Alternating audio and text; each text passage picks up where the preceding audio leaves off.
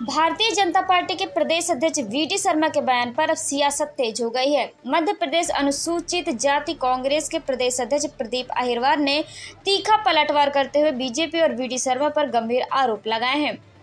अहिरवार ने कहा कि मैं वीडी शर्मा से पूछना चाहता हूं कि 12 दिसंबर 1949 को जब बाबा साहेब अम्बेडकर हिंदू कोड बिल लेकर लोकसभा में आए तब उनके पुतले जलाए गए, उनकी अर्थी निकाली गई। क्या वह श्यामा प्रसाद मुखर्जी जी द्वारा नहीं किया गया था?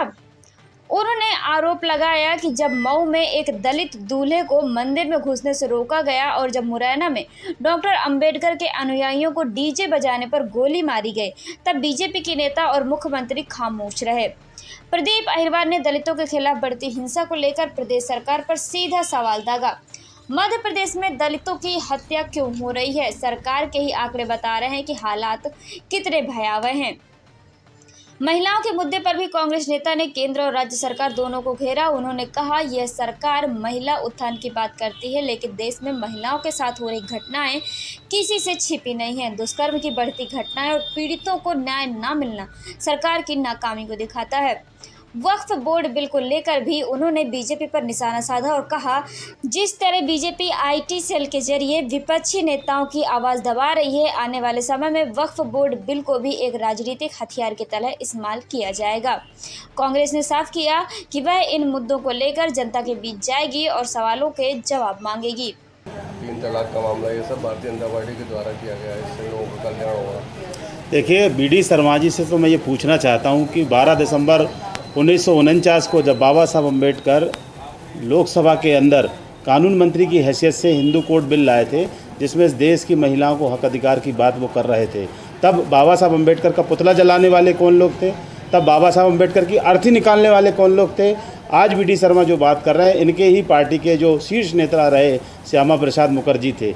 पूरे देश में बाबा साहब अम्बेडकर का विरोध भारतीय जनता पार्टी के लोगों ने किया। ये बात करते हैं कि हमने अनुसूचित जाति और जनजाति वर्ग का कल्याण कर दिया, तो जिस दिन बाबा साहब अम्बेडकर की जयंती थी, मऊ में एक दूल्हे को मंदिर में नहीं घुसने दिया जाता, तब वीडी शर्मा नहीं बोलते। और उसी दिन माननीय मुख्यमंत्री जी भी मऊ में बाबा साहब अम्बेडकर का दर्शन करने गए थे, उनके यहाँ पर मत्था टेकने गए थे।